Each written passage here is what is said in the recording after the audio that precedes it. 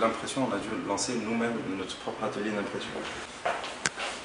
Donc c'est pas des petits investissements, hein. Cette machine elle est unique en Algérie, hein. Elle imprime à 1200 dpi, c'est quand même énorme. Ce scanner scanne à 9600 dpi. On s'y plaît bien, mais comme je vous dis, c'est aussi, il y a le revers de la médaille, hein. C'est énormément de responsabilités, énormément de boulot. Ce n'est pas autant. Non, ce n'est pas les 16 heures de boulot qui sont difficiles à gérer. C'est les fins de mois, c'est les prévisions de l'année prochaine, c'est peut-être qu'on devra se séparer de quelqu'un. Jusqu'à maintenant, j'ai le plaisir de ne m'avoir séparé quasiment de personne. Donc, c'est difficile quand on sait que c'est une société qui fait vivre une famille. C'est difficile. Ensuite, quand les banques ne fournissent pas l'attention qu'elles devraient fournir parce qu'on reste une petite entreprise, quand on tape aux portes de certains ministères et qu'on nous laisse poireauter, c'est pas forcément le plus facile. Il y a pas mal de contraintes et c'est énormément de pression. Pourquoi la géolocalisation, de tous les domaines et secteurs porteurs que connaît l'Algérie, pourquoi forcément choisir la géolocalisation? J'ai cru comprendre que vous aviez un peu baigné dedans quand même. Tout à fait. Pourquoi la géologue? En réalité, c'est très simple. C'est que notre cœur de métier, c'est la production de la donnée cartographique. C'est notre cœur de métier. Nous, la plupart des personnes employées de GPCDZ pourront se qualifier de géomaticiens. Donc, c'est des profils qui gèrent à la fois l'informatique et le volet cartographique. Notre métier, c'est la cartographie. Ensuite, en matière de cartographie, hors les différentes institutions étatiques, ça reste très timide. Je peux vous dire que c'est difficile d'évoluer dans un environnement sans le connaître. Ça coule de source, c'est-à-dire je dis à quelqu'un, écoutez, vous ne pouvez pas évoluer dans un environnement sans le connaître. Ça coule de source. Mais en même temps, les secteurs privés ne maîtrisent pas encore ce volet. Donc pour vulgariser un petit peu cela, hors notre travail en matière d'intégration SIG, en matière de photogrammétrie, de restitution, de classification, de formation, nous avons formé pour le ministère des Postes et Télécoms, nous avons formé pour le ministère de l'Hydraulique en ce moment. Hors ces activités, pour atteindre un petit peu le segment B2B et le segment grand public, nous sommes orientés vers la géolocalisation, car c'est le domaine le plus répandu, le plus connu de tous. Mais en parallèle, nous ne fournissons pas de la géologue au sein de GPCDZ. Ce n'est pas on ne fournit pas de la géologue, on fournit de la géonavigation. Donc, c'est du calcul d'itinéraire, de l'optimisation de tournée, du positionnement de carnet d'adresse, du géoréférencement, l'ensemble des données socio-économiques sont intégrées dans notre portail qui est hébergé dans nos locaux. Donc, on va dire qu'on communique sur de la géologue pour un petit peu vulgariser la chose. En fait. Vulgariser la chose, mais ce n'est pas de la géologue. D'accord. Et en même temps, nous fournissons des solutions de géologue, c'est-à-dire nous-mêmes nous développons pour les sociétés de géologues des solutions de géolocalisation, comme nous l'avons fait pour notre partenaire aujourd'hui ADS. C'est une société qui a été créée en 2005, donc bien avant GPC, et pourtant c'est nous-mêmes qui leur avons développé leur solution de géologue qui fournit pas mal de choses que les concurrents ne fournissent pas, à titre d'exemple. Donc c'est juste pour vulgariser la chose, mais ensuite ça représente peut-être 3 à 4% de notre chiffre d'affaires. Pour avoir un petit peu les chiffres, c'est à peine 3 à 4% de notre chiffre d'affaires. Ce n'est pas notre gagne-pain. Et le gagne-pain La cartographie. La cartographie. Aujourd'hui, on stocke,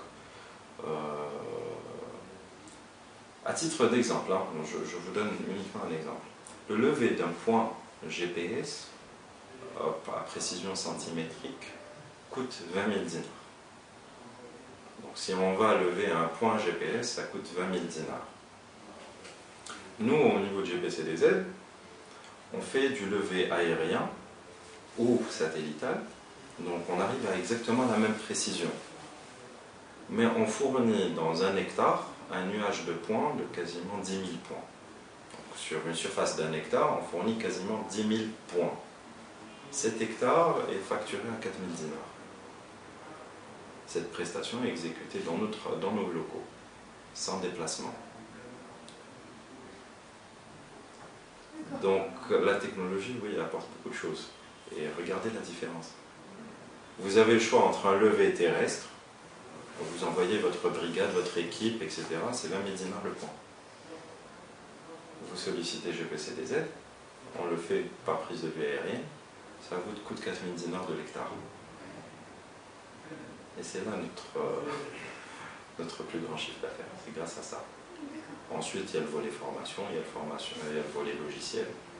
Nous avons de grosses références en matière de logiciels. C'est pas des petits logiciels, hein, c'est le côté distributeur et collaborateur de grands groupes. De grands groupes, tout à fait. Quand on prend la solution Apollo, à titre d'exemple, hein, toujours. Apollo est une solution de gestion, de sauvegarde et de partage de données géographiques. Donc différentes sources de données géographiques, que ce soit du satellite, de l'aérien, du terrestre, tout ça est centralisé sur des serveurs et ensuite diffusé. C'est une solution d'une capacité quand même de 60 Tera en ligne, donc qui emmagasine 60 Tera de données en ligne, avec une interconnexion à certains satellites en temps réel. Je ne parle pas des images qu'on peut trouver sur Google Earth, etc., en système de projection simplifié, non, d'images professionnelles. Et quand on fournit ça au ministère de la Défense, on se dit, ouais, quand même, c'est nous, c'est moi. Voilà.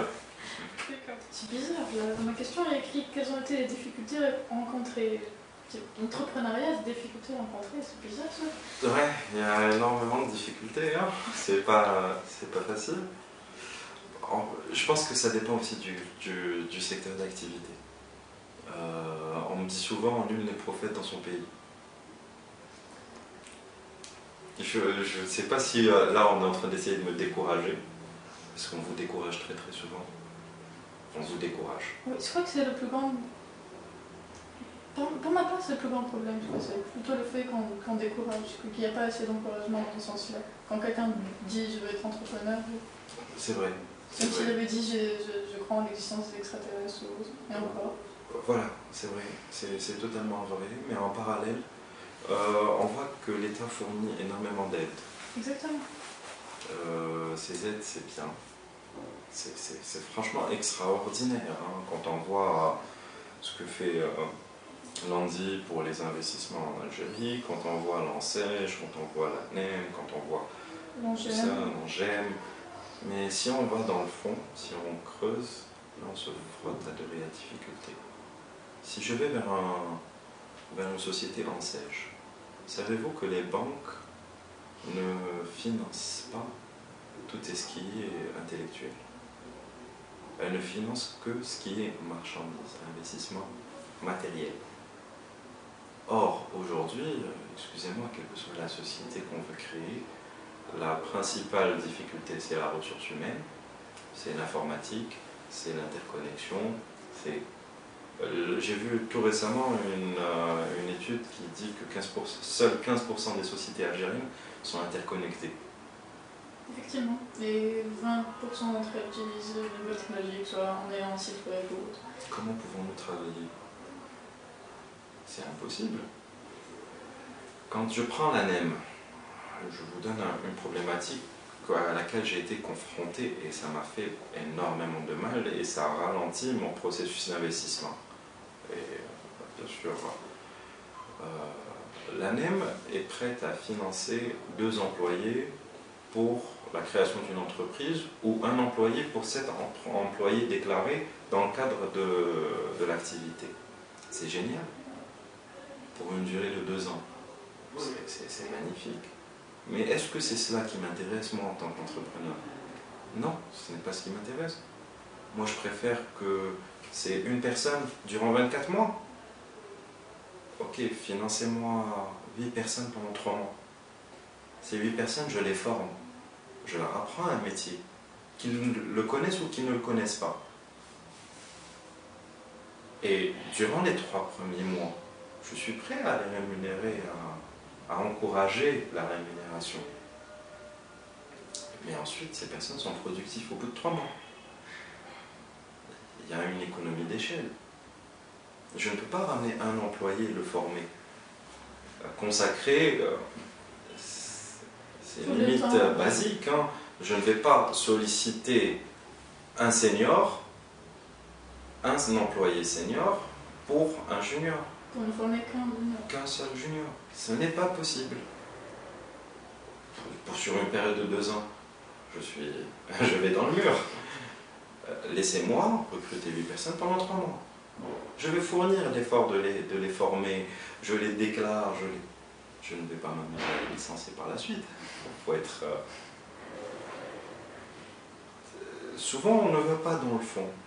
Donc oui, il y a énormément de freins. Je peux vous dire que malheureusement, pour faire un G50, ce n'est pas si simple que ça. Pour le déposer, pour faire nos déclarations de cotisation sociale, pour faire... L'année dernière, j'en ai eu pour plus de 10 millions de dinars de cotisation et d'imposition. Sur les 10 millions de dinars. Je ne dis pas que ce n'est pas un dû que je dois payer à l'État. Non, non, non, non, pas du tout. C'est tout à fait légitime de payer ses impôts. Ensuite, de savoir où ils vont, à la limite, ça ne me regarde pas. Ce n'est pas là la question. L'Algérie veut construire une élite. Subventionnez-moi de 10 millions de dinars. Et je construis une élite. Laissez-moi construire une élite. Notre moyenne d'âge au sein de l'entreprise, c'est vrai qu'on a beaucoup de jeunes. Mais ils sont encadrés par des seniors. On a des seniors.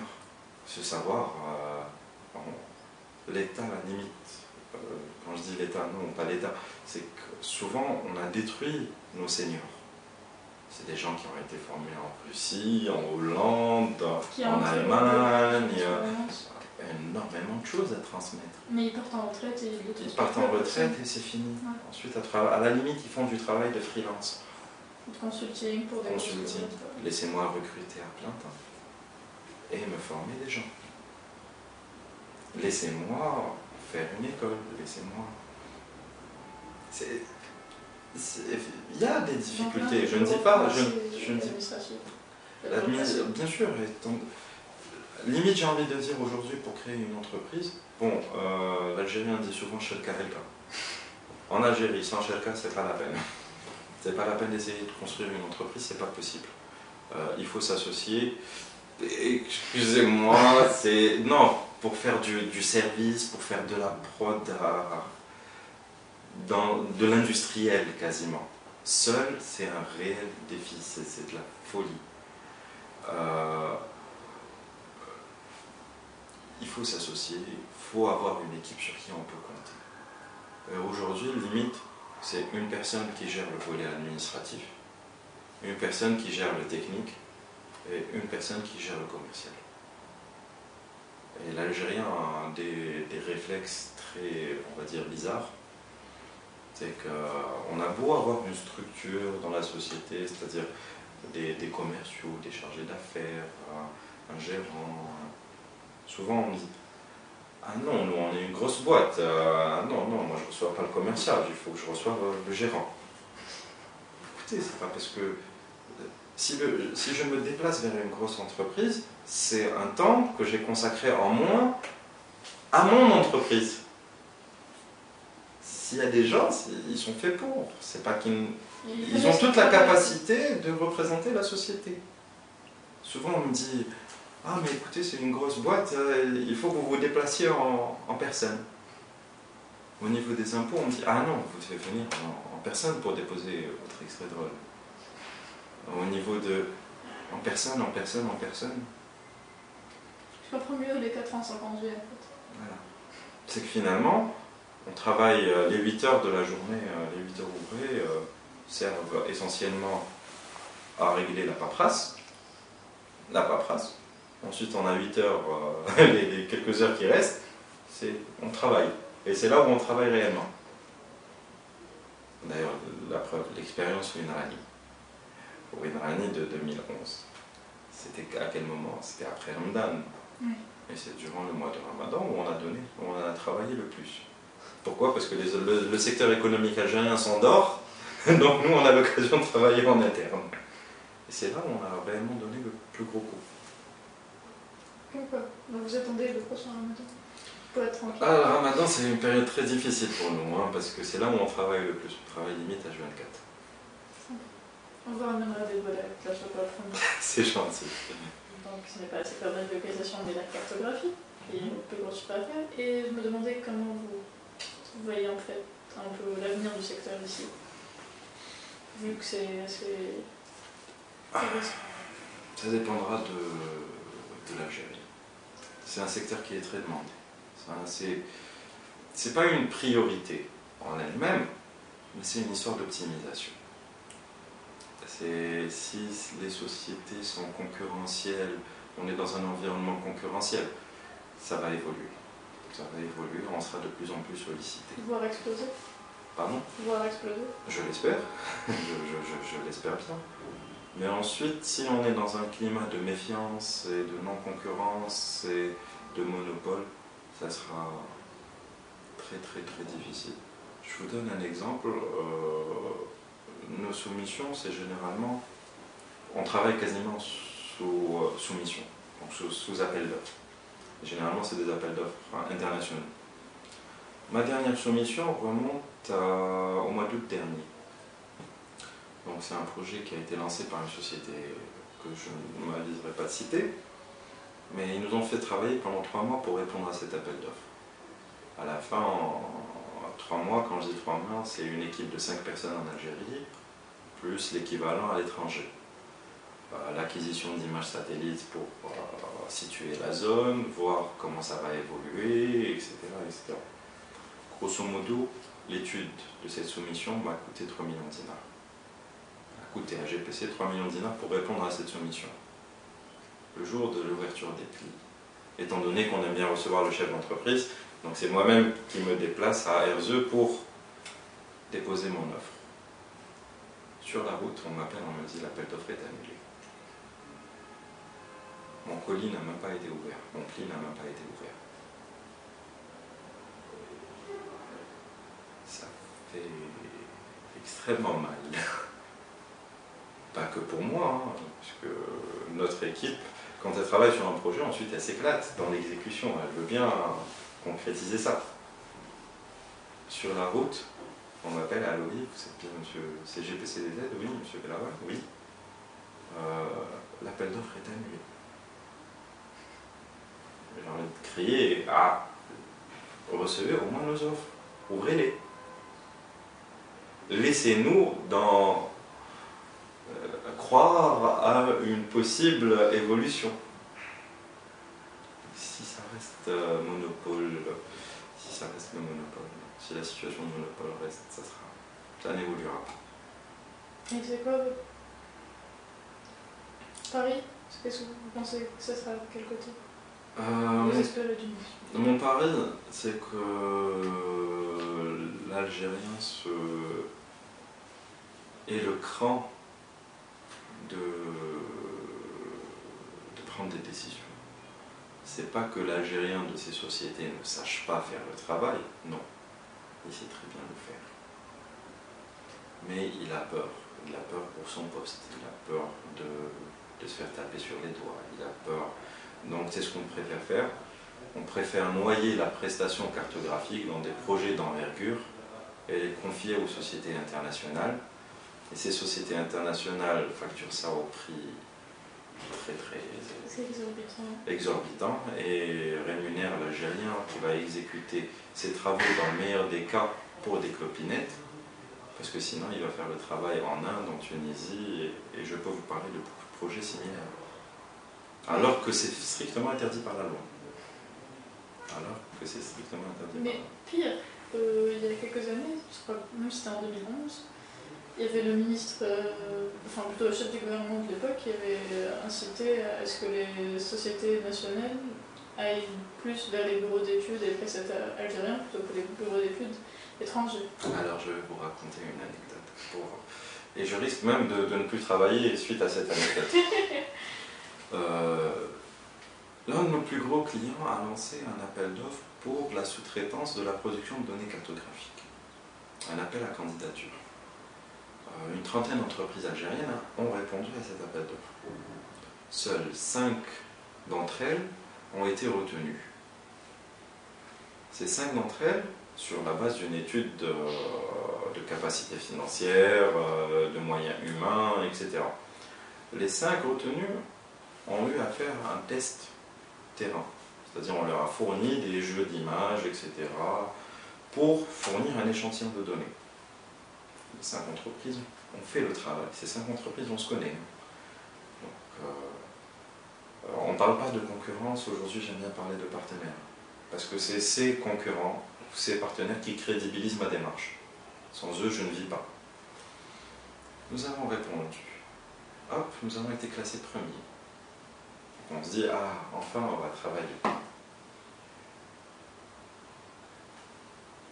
Le classement n'a même pas été publié. Nous n'avons même pas reçu d'avis de sélection. Travail d'une année. C'est pas que ces entreprises ne sont pas qualifiées, elles le sont. Mais ensuite, pour le code des marchés publics, les différentes contraintes, etc., on fait. Et la donnée cartographique, c'est pas quelque chose qu'on peut fournir sur cahier des charges. Ça va tellement vite, ça évolue, ça... Donc, on est pour la sous-traitance, oui, je veux bien. Où elle est la sous-traitance? Laissez-nous l'opportunité. On aime bien la réflexion think global and act local. Nous, on think global, ok. Mais pour agir, on n'agit pas. On ne va pas dans le fond. Il y a énormément... je peux parler du FGAR, je peux parler... il y a énormément de projets qui incitent, qui encouragent la sous-traitance, qui encouragent l'investissement. Mais ensuite, quand on va dans les faits, c'est des bureaux vides. C'est dommage, d'ailleurs. Ensuite, c'est de la gestion, il faut maîtriser son environnement, il faut faire avec et ne pas baisser les bras. C'est tout, on réussit, on réussit. Ça prend le temps qu'il faut. C'est l'esprit d'entrepreneuriat. Voilà, uniquement. D'accord. C'est vrai que le projet est très ancien, donc il date de 2004. Comme j'ai dit, mon père est ingénieur en génie civil, mais bon, il a fait son doctorat en urbanisme en Angleterre, donc à Polytech Angleterre. Et donc le projet lui tenait à cœur, comme lui-même était un ancien fonctionnaire de l'État. À sa retraite, c'était quelque chose qui lui tenait à cœur, surtout qu'il est très curieux, je pense que j'ai hérité ça de lui. C'est un projet qui lui tenait à cœur. Donc on l'a pataugé en 2008, 2007, 2008. Et en 2009, on a eu enfin notre entreprise qui existait réelle. Même si le personnel était là un petit peu avant. On s'est formé, on s'est documenté. On a eu beaucoup de personnes qui nous ont encouragés. Je peux citer M. Alouette qui vient de finir sa maîtrise, enfin son doctorat. C'est des gens qui nous ont encouragés et qui nous ont transmis beaucoup de choses et qui nous ont permis de faire ce qu'on fait. Sans eux, on n'aurait rien pu faire. Je le dis encore. La start-up embauche combien? Embauche combien de personnes? Bon, aujourd'hui... Emploi. Moi, on nous qualifie souvent de start-up. C'est un terme qui m'agrée et j'aurais aimé être qualifié de start-up, mais généralement les start-up ont une durée... de vie, c'est court, donc on va dire... non, même pas. C'est que soit la start-up se casse la gueule très rapidement et c'est fini, soit elle explose très rapidement et ça devient une entreprise à part entière. Aujourd'hui... Vous êtes un deuxième cas de figure, je pense. Même pas. On est encore au stade de start-up, hein. Faut pas croire. Ça va? Oui, on existe toujours, mais on n'est pas encore la grande entreprise. On n'a pas eu de boom réel au sein de la société. Mais comme vous le disiez précédemment, ça dépend aussi du secteur. Tout à fait, ça dépend aussi du secteur. Donc c'est assez difficile. Aujourd'hui, on il y a 10 employés permanents, c'est des employés permanents au sein de GPCDTL. Ensuite, nous avons des employés, ça c'est le cœur, c'est-à-dire, on va dire, c'est le noyau de GPC. Ensuite, nous avons des postes, des part-timers. Donc, c'est des gens qui font côté photogrammétrie. Donc là, il s'agit de 45 personnes quand même.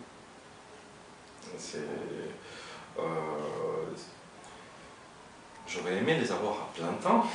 J'aurais aimé, mais c'est très difficile et ils le comprennent et c'est des gens qu'on a formés nous-mêmes. C'est pas des petites formations, c'est des formations de 6 mois. Donc c'est des gens auxquels on a offert un métier. On aura dispensé des formations qualifiantes par nos propres moyens. C'est des experts qu'on a mis à leur disposition, c'est des stations de travail avec leur logiciel. Quand on parle d'une station de travail, une station de photogrammétrie coûte 3 millions de dinars. C'est l'investissement. Voilà. Donc ces 45 personnes sont aujourd'hui des part-timers. Ensuite, côté développement, nous avons un petit réseau de développeurs avec qui on travaille. Nous n'avons pas les moyens de recruter à plein temps. Nous aurions aimé, nous n'avons pas les moyens de recruter à plein temps. Donc on a à peu près 5-6 développeurs freelancers, plus un tissu de consultants qui travaillent ponctuellement. Et là, c'est des doctorants, c'est des profils assez élevés qui interviennent sur des problématiques bien précises. Quand on intervient en matière de géologie, je vous dirais que je pourrais vous donner les grandes lignes, Mais pas aller dans le détail. En matière de télédétection, pareil. Actuellement, nous avons Rémi, c'est un de nos consultants, qui vient de finir une première mission de 3 semaines avec le ministère de l'Hydraulique. C'est pour établir la cartographie d'occupation des sols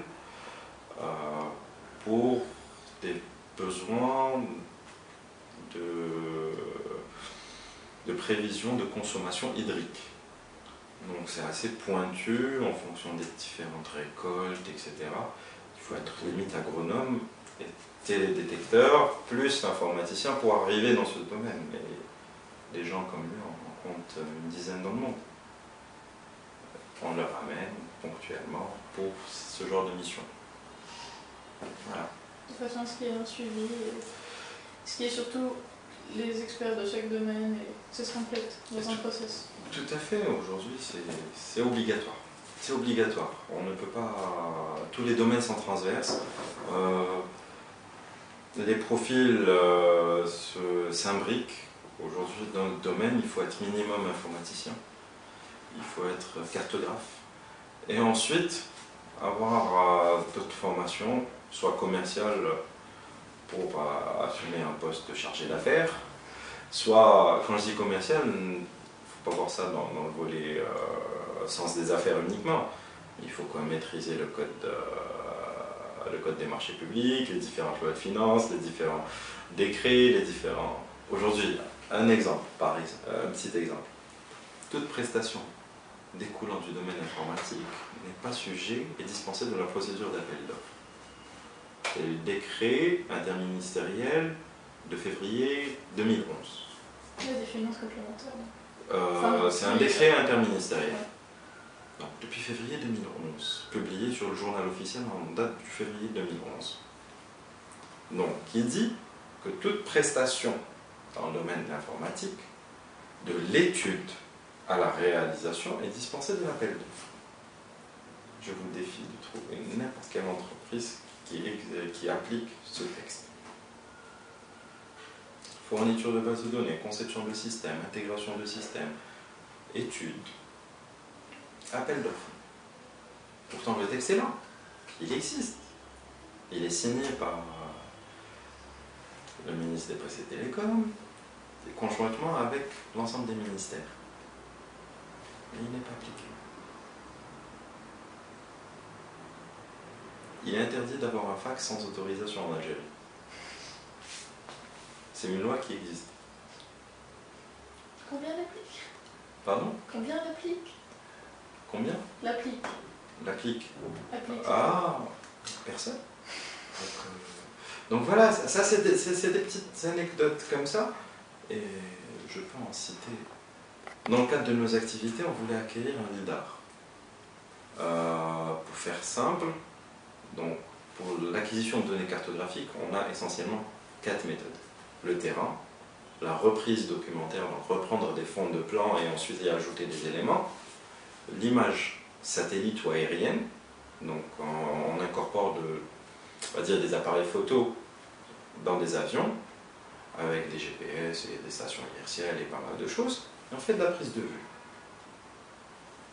Donc, ça, c'est tout ce qui est imagerie, ou tout ce qui est laser, lidar, etc. C'est les 4 méthodes. Donc, on voulait acquérir un lidar.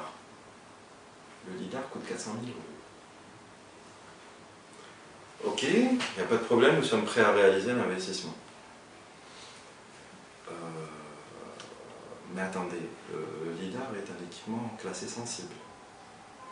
L'ARPT me demande de l'homologuer. Je veux bien l'homologuer. L'ARPT me demande 3 échantillons pour pouvoir l'homologuer. 1 200 000 €, ça va? C'est-à-dire que je suis obligé, pour acquérir un équipement de 400 000 €, de fournir 1 200 000 € à l'ARPT. Et pire que ça, pour le fournir à l'ARPT, je dois l'importer. Mais comment puis-je l'importer étant donné qu'il n'est pas homologué? Les caissettes chinoises, Le serpent qui se mord la queue. Et... Sympa. C'est un autre exemple, et je peux en citer des exemples.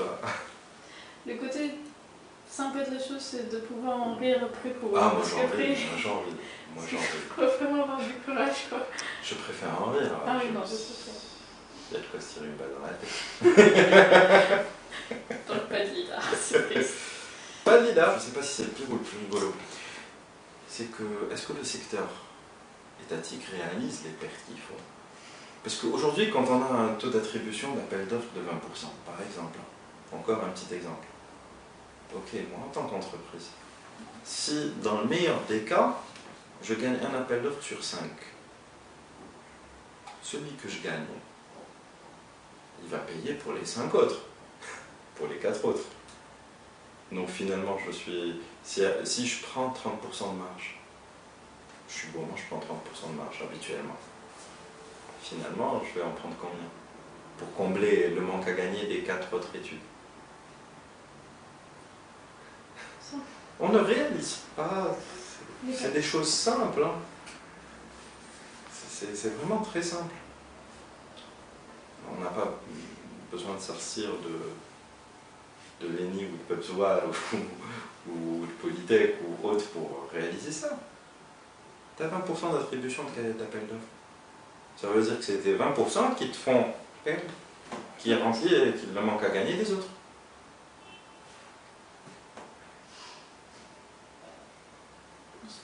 Donc il y a des lois où c'est préférable peut-être qu'il n'y ait pas l'application. Ouais.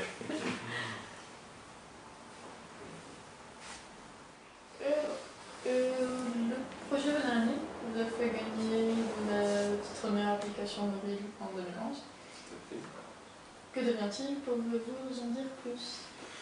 Aujourd'hui, étant donné que l'initiative Banani avait été encouragée par certaines déclarations publiques, des pouvoirs publics, entre autres la 3G et pas mal d'éléments, j'avoue que le projet est un petit peu tombé aux oubliettes, mais on va dire qu'on est assez tenace. Et là, nous revenons avec une nouvelle solution qui s'appelle GeoContact. Et donc GeoContact, c'est l'équivalent de WinRANI, mais il s'agit plus d'un GPS grand public. Donc il fournit réellement de la géonavigation, et on a contourné le problème de la 3G en fournissant de la donnée offline. Donc toute l'application fonctionne totalement en offline. Et ça marche, et ça existe, et voilà. Vivement alors GeoContact. Oui, GeoContact, aujourd'hui, bon, il est destiné essentiellement aux entreprises, pour le moment, car ça fournit un peu plus de fonctionnalités, de géoréférencement de carnet d'adresses, de tracking, etc. Mais dans un futur proche, c'est-à-dire dans les 8 à 12 mois prochains, peut-être qu'on arrivera à fournir ça soit sur d'autres interfaces mobiles pour le grand public, soit réellement fournir un équipement, l'équivalent du TomTom, 100% algérien. Voilà. Super. Un dernier mot pour encourager les entrepreneurs. Pour les entrepreneurs, non, au contraire, j'encourage vraiment tout le monde. C'est que il faut bien comprendre que c'est très difficile d'être seul. C'est difficile de se lancer dans un domaine quand on est seul. Souvent on me dit c'est vierge, c'est un domaine vierge. Il faut faire très attention. Quand un domaine est vierge, il est difficile d'être crédible dans ce domaine. Donc j'encourage vivement tout le monde, toute personne qui a la capacité, en général, que ce soit intellectuelle, financière et le temps. Le temps est l'élément clé pour faire son entreprise et développer quelque chose. Il le faut. Il ne faut pas penser être professionnel dès le départ. Non, ça vient dans le temps, on grandit, on apprend, c'est en forgeant qu'on devient forgeron, hein. Faut pas se leurrer. Et il faut se lancer et être tenace. Il ne faut pas croire qu'on s'enrichit. On s'enrichira pour créer un business périn. Je dis bien business, parce que pour moi, c'est à caractère économique. Donc il faut que ce soit... Une entreprise doit faire entrer de l'argent, mais elle doit être pérenne. Il ne faut pas penser aux 12, 24 mois. Il faut se lancer maintenant, mais dans les 10 ans. Voilà, dans les 10 ans. Super. Merci à vous, c'est un plaisir.